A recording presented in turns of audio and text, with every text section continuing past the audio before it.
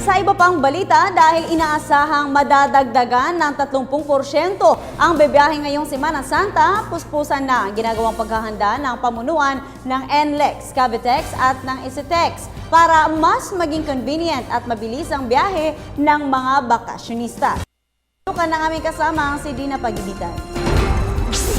Dahil sa inaasahang dagsa na mga babiyahe at magbabakasyon sa mga probinsya ngayong darating na Semana Santa, puspusan na ang ginagawang paghahanda ng pamunuan ng NLEX, Cavitex at ECTEX para sa mas mabilis, ligtas at kombinyenteng biyahe ng mga motorista.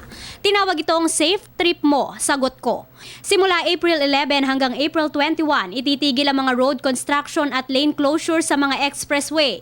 Dodoblihin ang bilang ng patrol crews na mag-a-assist kung nasiraan ang mga sasakyan.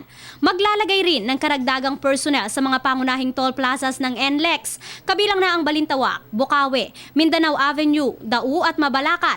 Samantalang magkakaroon naman ng manual lane sa Tarlac at tipo exit sa ECTEX. Magkakaroon din ng karagdagang medical teams na handang magserbisyo sa mga babiyahe, lalo na ngayong uso ang heat stroke. Upang masiguro ang mabilis na pagresponde sakaling magkaroon ng aksidente, nakakalat ang CCTV camera sa kahabaan ng expressway. Maaari ring maka-access ng libreng tawag at internet connection o Wi-Fi sa mga gasolinahan na madadaanan sa tatlong expressway. Naming ma-anticipate ang pangangailangan ng ating mga motorista, nagiging mas convenient sa kanila sa kabila nung talagang napakaraming inaasahan na darating na mga motorista o mga biyaheros sa Holy Week. Samantala, bago bumiyahe, maaari mo namang i-check ang kasalukuyang sitwasyon ng daraanang expressway sa www.tollways.net.ph. At upang iwas abala sa inyong biyahe ngayong Semana Santa, paalala pa rin sa mga motorista. Check your batteries, your lights, your oil, water, ano ba yung B? Another B is brake, di ba?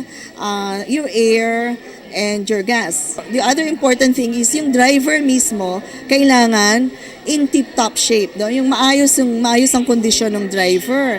Hindi inaantok, hindi nakainom, or ano, di ba? Kailangan mag-ingat talaga, doblehin ang pag-iingat. Para sa Telebisyon ng Bayan, ako si Dina Pagibitan.